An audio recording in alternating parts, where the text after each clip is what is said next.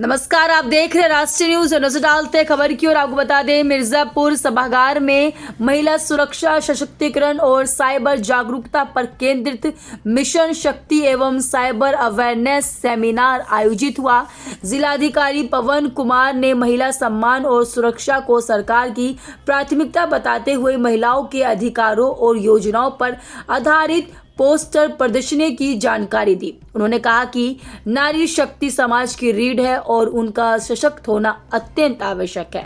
Police अधीक्षक ने बढ़ते साइबर अपराधों पर सतर्क रहने, संगीत लिंक या कॉल से बचने और जरूरत पड़ने पर हेल्पलाइन 1930 पर संपर्क करने की सलाह दी है।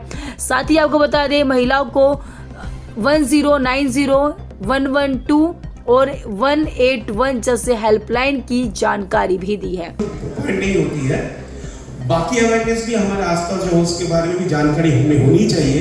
अगर जानकारी नहीं हो जो है वो हमारा उसी अज्ञानता का फायदा लेके हमसे ठगी करता है। आयोग द्वारा, माननीय चुनाव आयोग द्वारा एक ऑपरेशन या एक अभियान चलाया जा रहा है जिसका नाम है SIR। कोई बता सकते हैं SIR क्या चीज है? नाम का फुल फॉर्म बता देगा कोई भी। एनीबॉडी डीएम साहब को छोड़ के।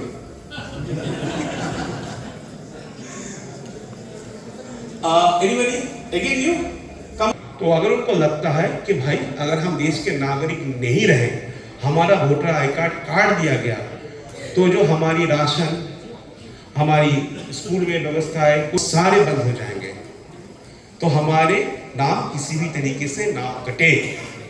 अब ये फ्रॉडस्टर बोलता है ये समस्या है, आप इसमें लिंक भी कीजिए या इतना हमें पैसा भेज दीजिए, हम आपकी समस्या का निराकरण कर देंगे। हम IR के विषय में जितना संक्षेप में SSP साहब ने बताया उसी को थोड़ा विस्तृत करेंगे।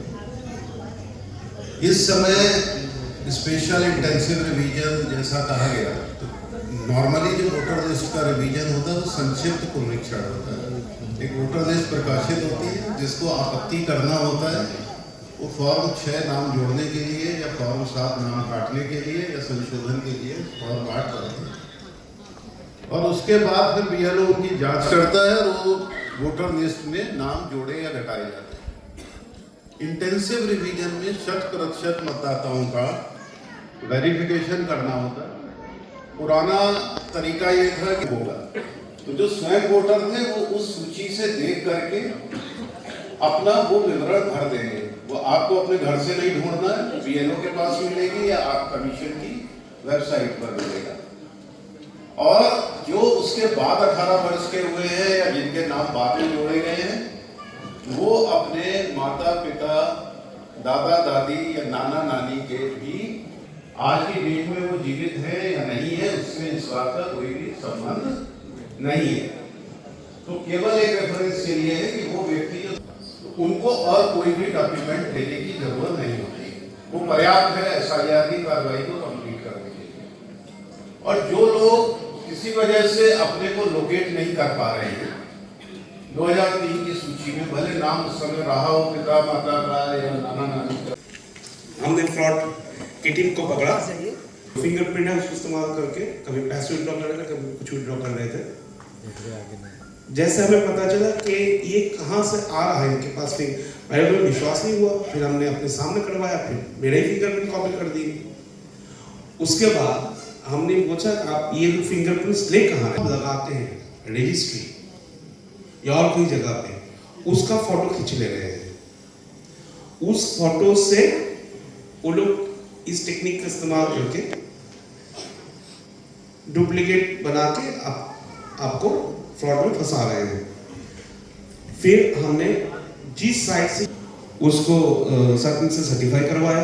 तो बी केयरफुल, साइबर फ्रॉड के साथ कहाँ भी शेयर कर रहे हैं, अगर प्रोटेक्ट नहीं तो वेरी केयरफुल। हर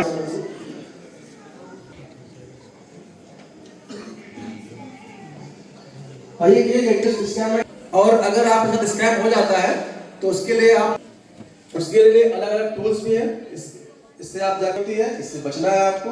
ये बहुत ज्यादा स्कैम जितने कॉन्टेक्ट से मूल रूप से मिर्ज़ापुर जनपद में मिशन शक्ति के अंतर्गत वृहद कार्यक्रम चलाए जा रहे हैं। उसी की कड़ी में आज का कार्यक्रम है, जिसमें प्रमुख रूप से विद्यालयों के द्वारा प्रतिभाग किया गया है, जिनके द्वारा एक पेंटिंग प्रतियोगिता भी साथ में चल रही है और अंदर एक सेमिनार और उनकी जागरूकता बढ़ाने के लिए वक्ताओं को आमंत्रित किया गया है कि साइबर सुरक्षा है, नारी स्वाभिमान है, नारियों के सुरक्षा के लिए जो कानून में उपाय दिए गए हैं और बेसिकली कि पूरे आत्मसम्मान के साथ और अपने में गौरव महसूस करते हुए जो नारी शक्ति है वो अपना उत्कृष्ट प्राप्त करे और आगे उत्तरोत्तर वृद्धि करे, तो समाज में उनको सुरक्षा और संरक्षा का भाव हो।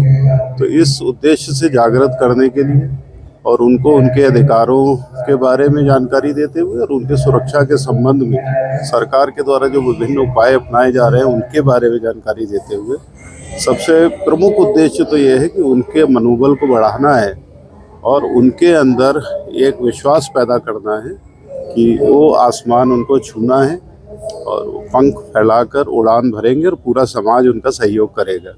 इसी उद्देश्य के साथ आज की सेमिनार है और इस सेमिनार में पुलिस विभाग के अधिकारी तो हैं ही हैं, आयुक्त महोदय और आईजी साहब भी आए हुए हैं, डिस्ट्रिक्ट जज साहब भी अभी प्रतिभाग करेंगे। उसके अलावा विभिन्न क्षेत्रों के अन्य एक्सपर्ट्स होंगे जो अपने विचार से उनको अवगत कराएंगे और प्रोत्साहित करेंगे।